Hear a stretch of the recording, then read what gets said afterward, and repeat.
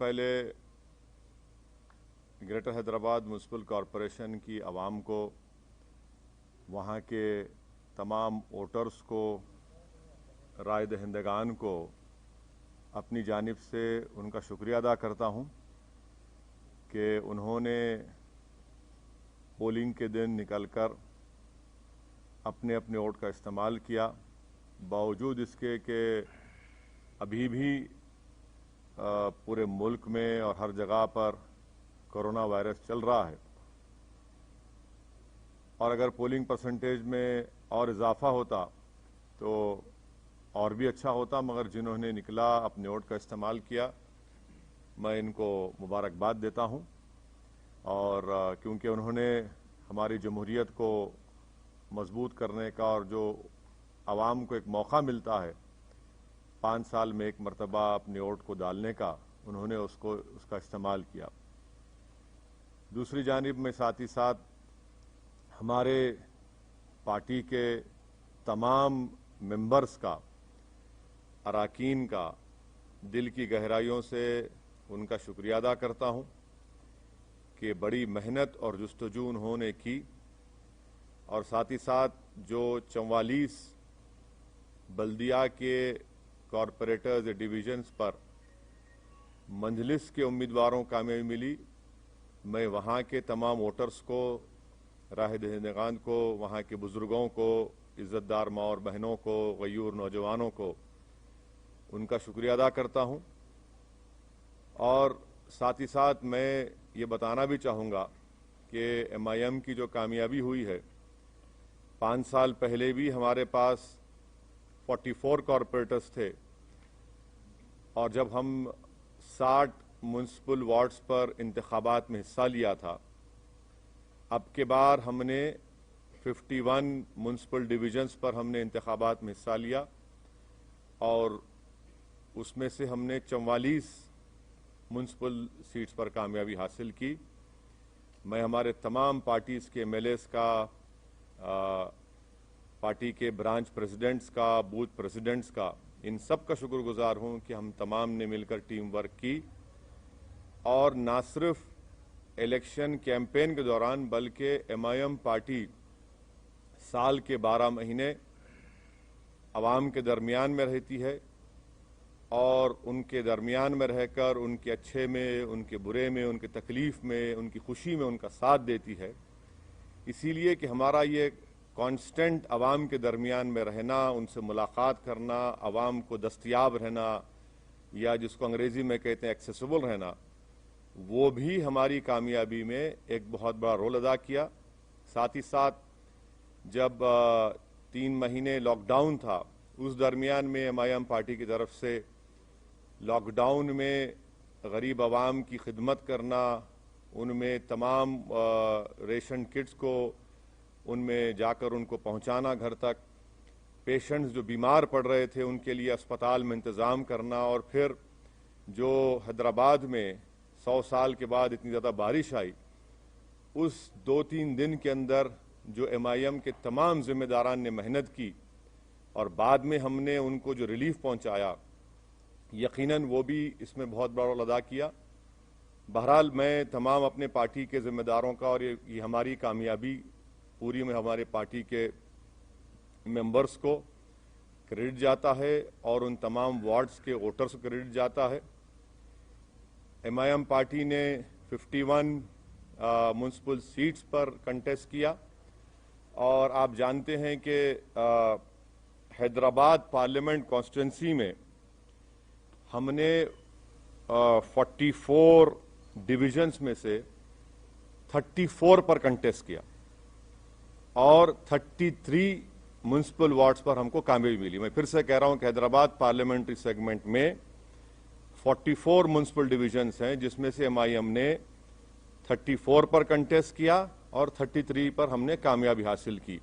ये 5 साल पहले भी ऐसा ही था। दूसरा, सिकंदराबाद में हमने 12, सिकंदराबाद पार्लियामेंट कॉन्स्टिट्यूंसी में 12 म्यूनसिपल वार्ड्स में कंटेस्ट किया, और 9 म्यूनसिपल डिविजन्स पर, 9 म्यूनसिपल डिविजन्स पर अल्हम्दुलिल्लाह हमको कामयाबी मिली। वैसे ही हमने 3 municipal wards Malkajgiri parliament segment में हमने इंतखाबात में हिस्सा लिया, हमको कामयाबी नहीं मिली। 2 म्युनिसिपल डिवीजन हमने चिवल्ला पार्लियामेंट कॉन्स्टिट्यूंसी में हमने लड़ा और दोनों पर हमको कामयाबी मिली। तो मैं फिर से अल्लाह सुब्हाना व तआला का शुक्रगुजार हूं कि परवरदिगार ने हम पर बहुत बड़ा रहम और करम किया और हमारी पार्टी को इन गरीब आवाम की दुआओं को कबूल किया और हमको कामयाबी से हमकिनार किया। हमारे जो 44 सीट थे अल्हम्दुलिल्लाह हमने उसको रिटेन किया और जो 7 म्युनिसिपल वार्ड्स पर हमको कामयाबी नहीं मिली उसके ताल्लुक से हम लोग बैठेंगे, बात करेंगे। मगर मैंने हमारे तमाम जीतने वाले जितने भी नए नौ मुंतखब शुदा या न्यू कॉरपोरेटर्स हैं उन सब से मैंने बातचीत की है और उनसे मैंने कहा कि भाई साहब कल से आप लोग तमाम अपने काम का आगाज़ शुरू कर दीजिए। हमने जो आवाम से वादे किए थे उसको पूरा करने का कल ही से वक्त शुरू होता है। और साथ ही साथ मैं बताना ज़रूरी समझता हूँ आप तमाम को कि पुराना पुल डिवीज़न से राजमोहन चौथी मरतबा MIM पार्टी के म्युनिसिपल कॉरपोरेटर के तौर पर जीते हैं। कारवान से हमने स्वामी यादव को टिकट दिया था राजेंद्र यादव साहब की जगह पर, उनको कामयाबी मिली। तो ये हमारी परफॉर्मेंस था जिसको मैं समझता हूं कि मैं इससे मुतमईन हूं। और हमारा जो अगर आप बोलेंगे कि स्ट्राइक रेट है 51 म्युनिसिपल वार्ड्स में, ये हमारा मैं समझता हूं कि सबसे बेहतरीन स्ट्राइक रेट रहा है। अब आपका जो बुनियादी सवाल होगा कि बीजेपी भी जीती, यकीनन बीजेपी जीती है और ये अवाम का फैसला है और हमारी कोशिश ये होगी कि हम जमहूरी तरीके से बीजेपी से मुकाबला करेंगे और हमको पूरा यकीन है कि इनकी बढ़ते हुए कामयाबी के कदम को इंशाअल्लाह ताला हैदराबाद की आवाम बल्कि पूरे तेलंगाना की आवाम इसको रोकेगी। और मुझे ये भी कहना पड़ेगा कि तेलंगाना में जब असेंबली के इंतखाबात होंगे आप देखेंगे कि इंशाअल्लाह ताला ये बीजेपी की जो कामयाबी है वक्तिया कामयाबी है, ये उस वक्त तक इतनी कामयाबियां इनको नहीं मिलेंगी। और मुझे अवाम का फैसला है, हमारी क्या बोलना चाहिए, हमारी ख्वाहिश के बरक्स फैसला आया बीजेपी की हद तक। मगर MIM पार्टी को तो मैं समझता हूं कि हमने तमाम बड़ी मेहनत की और उसका नतीजा हमको अल्लाह सुब्हाना व तआला ने और हैदराबाद की अवाम ने हमको दिया है। शुक्रिया। सर, आप जब लोकसभा चुनाव में 4 सीटें बीजेपी जीत के आई थी उस समय भी आपने कहा था कि ये वक्तिया कामयाबी है, फिर उसके बाद ये कामयाबी नहीं। देखिए, देखिए आप ये बात कह रहे हैं, मैं इसलिए निकाल रहा हूं कि जरा वो आंख पे, तो निजामाबाद में म्युनिसिपल इलेक्शन हुआ, बीजेपी का MP है वहां पे, कितनी सीट MIM जीती? बीजेपी का MP है निजामाबाद में, MIM ने कितनी सीट जीती? 16 सीट जीती हम।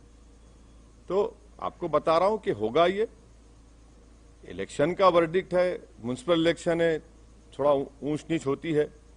और मुझे यकीन है कि मैं तो प्रिवी नहीं हूं, ना मुझे इख्तियार है TRS पार्टी पर बोलने का, मगर मुझे यकीन है कि ये लोग देखेंगे क्या करना चाहिए, क्या सही करना चाहिए, कितना अच्छा करना चाहिए, उसको देखेंगे, मगर उनके पार्टी का मसला है। सर, अभी मेयर और डिप्टी मेयर के लिए ये बात आती है कि आप किसको सपोर्ट करेंगे, क्योंकि आपका सपोर्ट का प्रसाद साहब जरा थोड़ा खुशी का मौका है, थोड़ा आज तो एक रात छोड़ दो आप।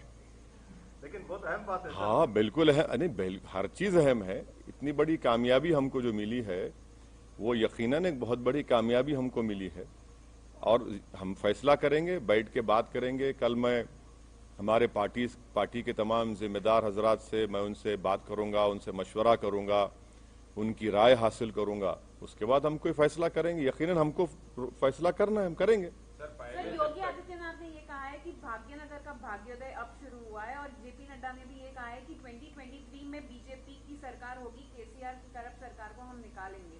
तो आप उस पर कैसे देखते हैं? अब जाहिर है ये तो इस तरह की बातें करेंगे ना भाई। जहां पर योगी आए थे क्या हुआ, टाँटाएं हो गए। सर्जिकल स्ट्राइक बोले थे ओल्ड सिटी के ऊपर, अब डेमोक्रेटिक स्ट्राइक हो गया बीजेपी के ऊपर। ये तो डेटा आपके सामने है, एम्पिरिकल एविडेंस आपके सामने है।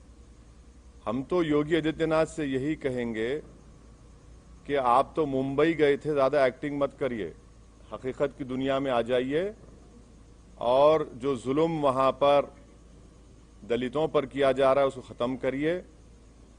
जो खवानीन आप कॉन्स्टिट्यूशन के खिलाफ बना रहे हैं वो रोकिए। और मुझे यकीन है कि केसीआर गो हमारे अपोजिट पार्टी के हैं, मगर एक बात मानना पड़ेगा, एक रीजनल फेस है और वो रीजनल फेस आज भी इंपॉर्टेंट है, कल भी इंपॉर्टेंट रहेगा। और थोड़ा सा अगर वो लोग जो भी उनके चीजें सही करना है कर लेंगे तो he still a very important and I am sure कि केसीआर जो है वो बीजेपी के ऊपर बहुत बड़े भारी पड़ेंगे आने वाले वक्त में। तो क्या आप उनको सपोर्ट करेंगे अगर मेयर की सीट चाहिए तो? मैं अभी आपसे कहा हूं मैडम कि जरा थोड़ा सांस लेने दीजिए, थोड़ा हमको अपनी इतनी बड़ी कामयाबी हमको मिली है, थोड़ा हमारे तमाम पार्टी के जिम्मेदारों से हमको अपनी उनकी खुशी का हिस्सा बनने दीजिए।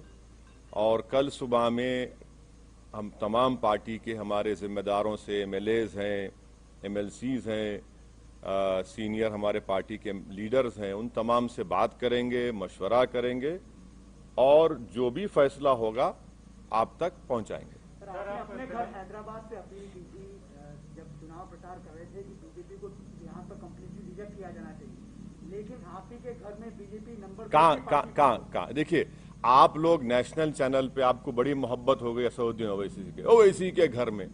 मेरे घर में कौन जीता? हम तो कह रहे हैं कि मेरे अंगना में तुम्हारा काम ही नहीं है। अरे ना, आप देखे सुनिए, आप बताइए, चलिए मेरे घर में कहाँ जीते? नहीं आप नहीं सुनिए एक बात सुनिए। आप जब कह रहे हैं तो आप बताइए कौन सी जगह पर। हम तो जहां योगी गए वहां हराए, जहां अमित शाह आए वहां हारे। आपने कहा था पुराने शहर में सर्जिकल स्ट्राइक करेंगे, हमने कहा डेमोक्रेटिक स्ट्राइक करेंगे, डेमोक्रेटिक स्ट्राइक हो गया। अब नेशनल मीडिया को बीजेपी के बाजा बजाने का इतना शौक है तो बजाइए आप, मगर हमारे कंधे पे रखकर बाजा मत बजाइए। आप खुलकर कहिए कि हम बीजेपी की बैंड पार्टी हैं, हम बाजा बजा रहे हैं। हम आपसे कहना चाह रहे हैं कि हमारे घर में बीजेपी का जो पोजीशन था वो क्या है आप देख लीजिए। हम आपको फिर से कह रहे हैं कि हैदराबाद पार्लियामेंट सेगमेंट में 44 म्युनिसिपल डिविजन्स हैं। 5 साल पहले भी हमने 34 पर लड़ा था, 33 जीते थे। इस बार भी हम 34 लड़े हैं, 33 जीते हैं। अब आप बताइए, आप लोग तमाम माशाअल्लाह से आइंस्टाइन के करीबी दोस्त हैं, मैथमेटिक्स में आप लोग बहुत अच्छे हैं, हम तो वीक हैं, इसीलिए हम पॉलिटिक्स में। आप बता दीजिए कि ये नंबर सही है गलत है। सर आप हमेशा हैदराबाद और तेलंगाना की जो फैब्रिक है, गंगा जमुनी तहजीब है, उसकी वकालत के मद्देनजर आप बीजेपी और फिरका परस्त ताकतों को रोकने की बात करते रहे हैं। उसी के मद्देनजर आप केसीआर को भी सहयोग करते रहे हैं कई चुनाव में, मतलब लोकसभा और विधानसभा में। तो इसमें तो नहीं था ना कोई अलायंस हमारा। नहीं, इसमें नहीं था। तो क्या थैंक यू। बीजेपी को रोकने के लिए जैसे आप वकालत करते हैं तो क्या आगे हाथ मिला सकते हैं? क्योंकि जो ये आंधी है, जैसा बीजेपी, आप आंधी बोलते? हाँ, बीजेपी आसमान देखिए कितना साफ है, इतना अच्छा मौसम है, ना हवा। देखिए सुनिए, ये लफ्ज आंधी का क्या मतलब? अरे भाई, अगर आंधी होती तो एमएलसी क्यों हार गए महाराष्ट्र में? महाराष्ट्र में हार, अरे ठीक नहीं जी, अरे भाई आवाम का फैसला है, मगर जरा अल्फाज का इस्तेमाल जो है ना, जरा उसके ऊपर देख कर करिए। आंधी कहाँ आंधी है भाई? अरे भाई, तूफान आपके सामने बैठा हुआ है, आप कहाँ आंधी की बात कर रहे हैं? सर, अब चार मीनार की तो बात हो गई, क्या आप कोलकाता के हावड़ा ब्रिज पर कूच करेंगे सर? नहीं, इलेक्शन लड़ना तो प्रसाद साहब मेरे लिए जरूरी है। मैं जब तक जिंदा रहूंगा मैं इलेक्शन लड़ता रहूंगा, और मुझे जीतने से या हारने से कोई मतलब नहीं है, मुझे लड़ने से मतलब है और मैं लड़ूंगा। अब रहा सवाल, आपके सवाल का जो स्पेसिफिक जवाब है, अब इलेक्शन से हम लोग थोड़ा हैदराबाद के इलेक्शन से फारिग हो चुके हैं, अब बैठ के बात करेंगे आने वाले एक 6-7 दिन में, और फिर इंशाल्लाह फिर अपना सफर शुरू रहेंगे। सर यही फॉर्मूला आप वेस्ट बंगाल में, मतलब आपने कहा था हर नहीं सोमित देखिए, मैं आपके सामने कई मर्तबा इन पर्टिकुलर आपके तमाम से कहूं कि केरला में और आसाम में मैं नहीं जाऊंगा। ये मेरा एक डिसीजन है और हम उसके पाबंद हैं। वहां पर बदरुद्दीन अजमल साहब की AIDUF है, IUML केरला में है, हम वहां जाकर उनको डिस्टर्ब नहीं करेंगे। अगर कभी उनको गलती से मेरी जरूरत पड़ गई मुझ जैसे दीवाने की, तो वो मुझे कॉल कर ले, मैं आ जाऊंगा, नो प्रॉब्लम। सर मतलब सर बीजेपी मतलब ये तो भी कह रहा है, clarity सर ये है कि आप बीजेपी ये भी सर बीजेपी नहीं, ये केरला और आसाम की बात कर रहा हूं। वेस्ट बंगाल, तमिलनाडु में तो लास्ट टाइम लड़े हम लोग, एक सीट लड़े थे, वानियमबाड़ी की सीट लड़े थे हम लोग एक, बिल्कुल तमिलनाडु में लड़ेंगे, क्यों नहीं लड़ेंगे? सर बीजेपी इधर भी वो राइट साइड बहुत हो गया, लेफ्ट विंग भी है, लेफ्ट साइड भी है। सर बीजेपी ये क्लेम करता रहा कि MIM का और मेनली जो TRS का अलायंस है, मतलब इश्यू बेस्ड जो सपोर्ट था वो रूम के अंदर ही रहा है। तो मतलब सर ये तो इसका मतलब ये है, इसका मतलब है कि बीजेपी को ये मालूम कि मैं टॉयलेट में जा रहा हूं तो क्या हो रहा है? क्या बात है यार? सर जिस तरह से ये मुद्दे उठाए गए थे इस बार बीजेपी के द्वारा, जिस तरह का ध्रुवीकरण किया गया था, क्या आपको लगता है कि ये कहीं ना कहीं काम किया और आने वाले चुनाव में जो इसे और ज्यादा मजबूती के साथ पेश करेगी बीजेपी? मेरे कॉन्स्टिट्यूंसी में तो काम नहीं किया। नहीं सर, सुनिए, सर्जिकल स्ट्राइक बोले, ओल्ड सिटी में 30,000 रोहिंग्या बोले, पूरे पुराने शहर की जनता, चाहे वो हिंदू रहो या मुसलमान रहो, बंगाली रहो, दलित रहो, बैकवर्ड क्लास के रहो, हमारे मारवाड़ी कम्युनिटी के, सब बोले कि नहीं, no surgical strike, only democratic strike चलेगा, और यहां से हमने बीजेपी को हराया। अब दूसरी जगह का ये एक म्युनिसिपल इलेक्शन है, मुझे यकीन है कि मुझे कोई बता रहे थे कि मिस्टर केटी रामाराव जो वर्किंग प्रेसिडेंट हैं, उन्होंने अपने PC में कुछ बातें कही हैं, और मुझे यकीन है कि एक के चंद्रशेखर राव बहुत ही मंजेवे सियासतदान है, वो डायरेक्ट हर चीज का चार्ज लेंगे और वो देखेंगे कि क्या करना है क्या नहीं करना है, और उनके पार्टी का मामला है। अब जहां तक बीजेपी का मामला है, वो तो यही बात करते आएगी ना कि रोहिंग्या, बांग्लादेशी, अफगानी और सर्जिकल स्ट्राइक, जिन्ना, तो ये सब रिजेक्ट हो गया। जिसको जिन्ना बोले, पब्लिक बोली जिन्ना नहीं, वो हमारा जीना मरना हमारा एतमाद हम पर किया, हम कोर्ट दिया। तो ये तो चलता है, बीजेपी की अपनी लैंग्वेज कहां बदलेगी बीजेपी? सर मेरा सवाल ये है कि क्या आपको लगता है कि ओल्ड हैदराबाद और AIMIM को टारगेट करके कहीं ना कहीं बाकी का जो GHMC का इलाका था वहां पर जो है, अब देखिए, अब ऐसा है ना मैडम, अब किसी के घर में कल सुबह में भैंस या गाय दूध नहीं देंगी, मेरे को बोल दो आप, मैं जिम्मेदार हूं। सुबह कल मुर्गी पुकारेगी नहीं, सुबह 4 बजे, अरे शायद ओवैसी यहां से गया होगा। अरे छोड़ दीजिए ना, कहने हर चीज में आप लिखिए ओवैसी के घर में ऐसा हुआ, अरे मैं कहां जिम्मेदार हूं? मेरे घर का तो मैं रिकॉर्ड पेश कर दिया आपको, अब दूसरों को बताना पड़ेगा। कब तक आप लोग हमको इस्तेमाल करेंगे? भाई दिल्ली के स्टूडियो में बैठ के ओवैसी, अरे भाई छोड़िए हमको, हमारा रिकॉर्ड सामने है। हम लड़े 51, अगर हम लड़ लेते 80 तो क्या होता फिर? हाँ, ये भी तो सोचो आप।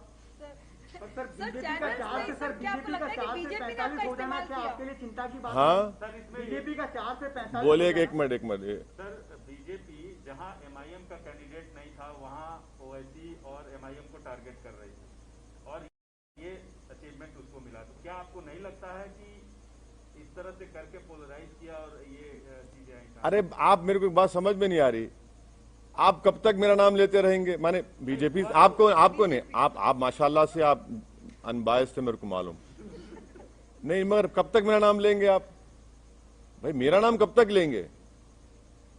भाई वहां पर जब हम 51 सीट्स में अगर मैं 44 जीत रहा हूं, आप मेरा नाम क्यों लेंगे? भाई मुझसे पूछिए ना कि आप 7 सीट पर क्यों हारे, वहां पर कितनी जगह और बीजेपी जीती बता दीजिए, हम बोलने तैयार है आपको।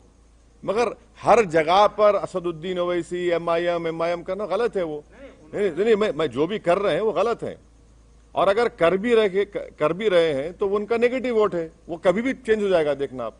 सर जिस पार्टी की आप अरे उनको बोले दो हमारे। अगर आप टीआरएस से हाथ मिलाते हैं जीएचएमसी इलेक्शन में, आप टीआरएस के पास जाएंगे या टीआरएस आपके पास बुलाएंगे?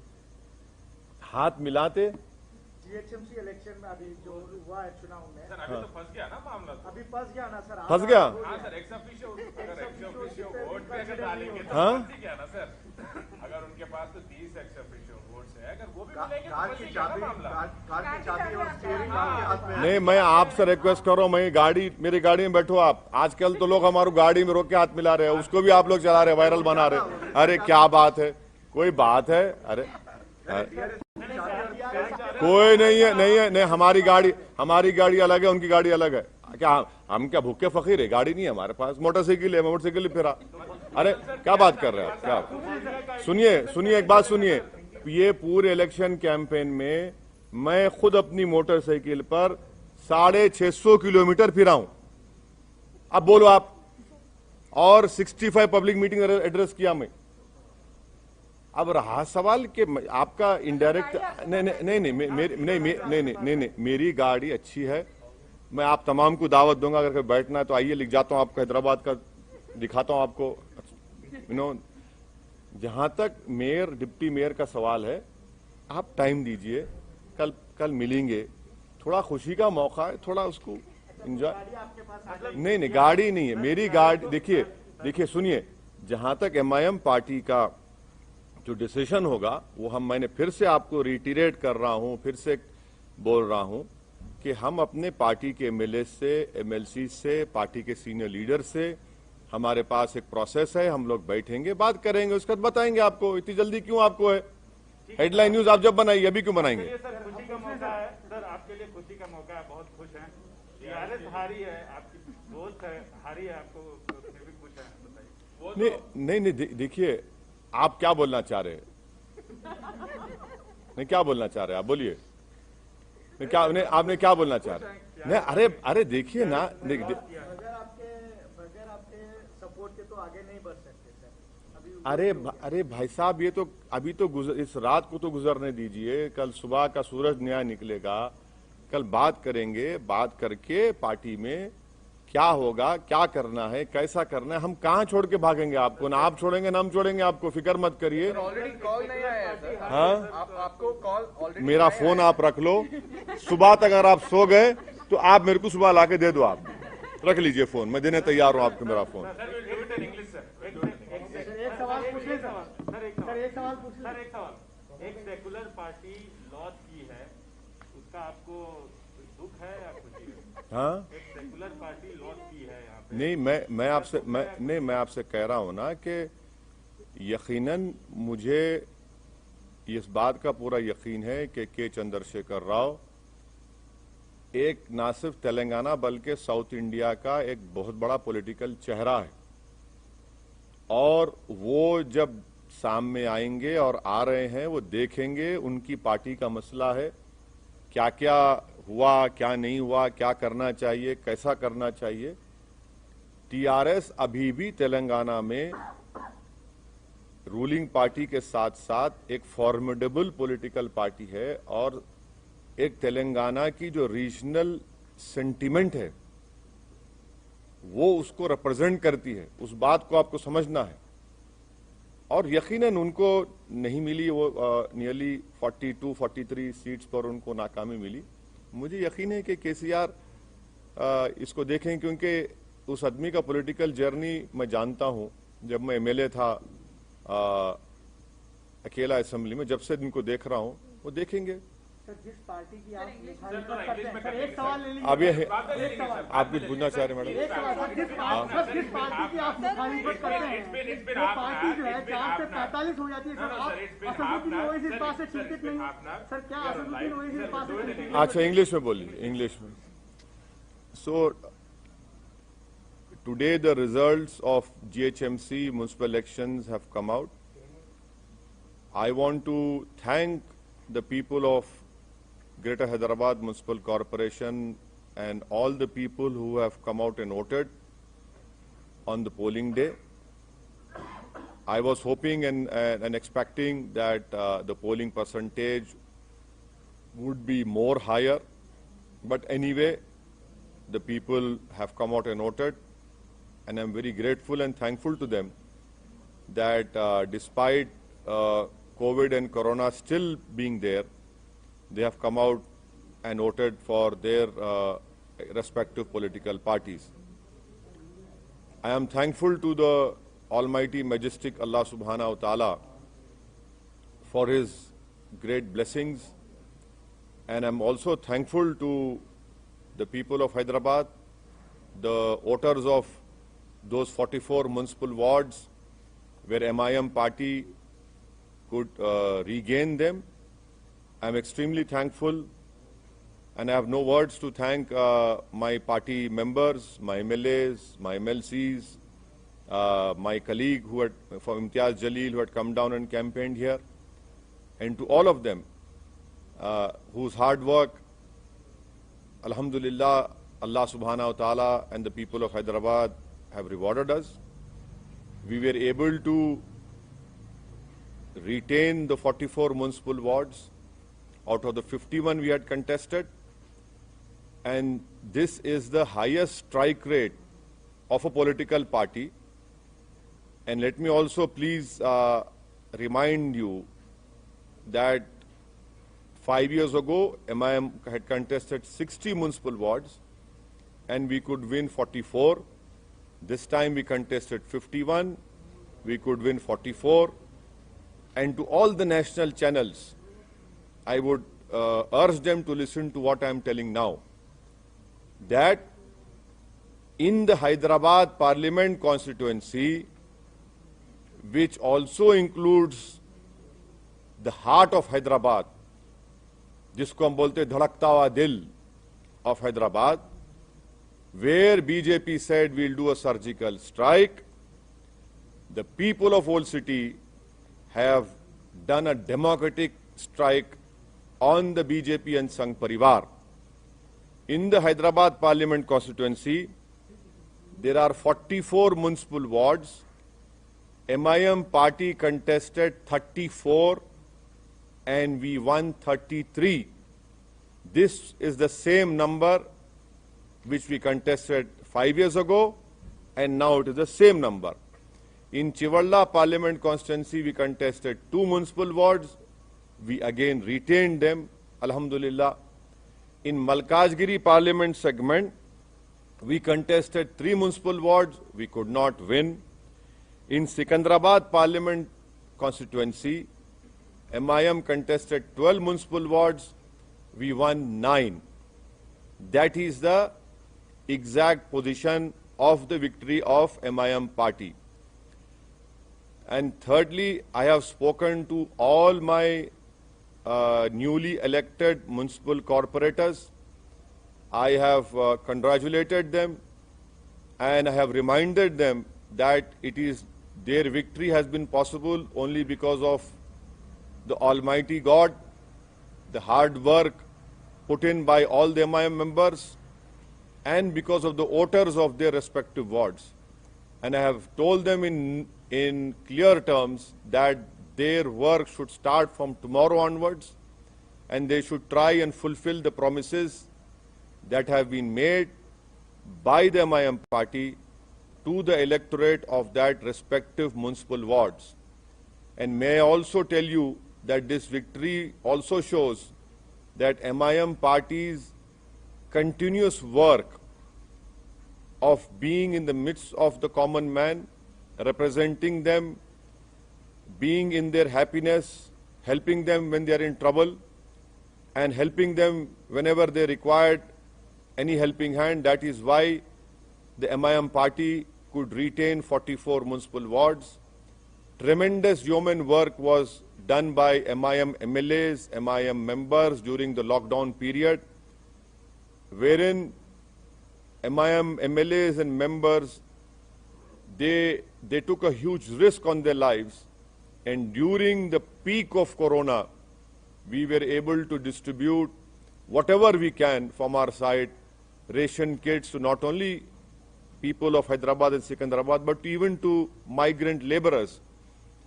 And also when the unfortunate floods took place in Hyderabad, those 3 days, the MIM cadre, MIM MLAs, everyone were out there on the streets, on those inundated areas where thousands of houses were submerged in water. We were doing our utmost best, and people have seen that it is the only party in Hyderabad whose offices are open 6 days a week, where MLAs, corporators, MPs sit in front of the people and address them and meet them, and they are very accessible as compared to other political parties. As far as the election of mayor and deputy mayor is concerned, we want to savor this moment of our victory, and we are thankful to the people of Hyderabad. In all humility, I salute them, and I have no words to thank them. But tomorrow I will be meeting my party MLAs, my party MLCs, my senior leaders. We will be speaking to them.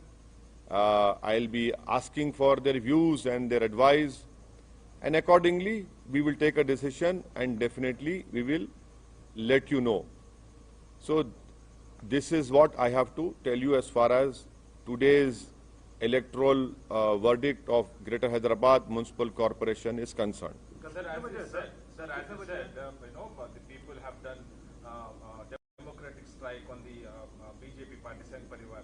And sir, after massive aggressive campaigning by the big guns like big faces who have landed in Hyderabad city of इतना बड़ा gun यहाँ बैठा हुआ है, तुम्हारे को वही gun दिख रहा है? हाँ, तोप है ये? क्या बात कर रहे हैं आप गन क्या बोल रहे हैं? क्या हम क्या वो है बरमार है? क्या बात कर रहे हैं? अरे क्या, अरे छोड़ दीजिए. देखिए, see, the BJP said that we will do a surgical strike on Old City.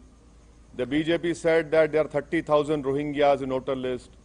The whole campaign was focused on the people of Old City, and the people of Old City have replied to them, have told them that you cannot demean the people of Old City in this way.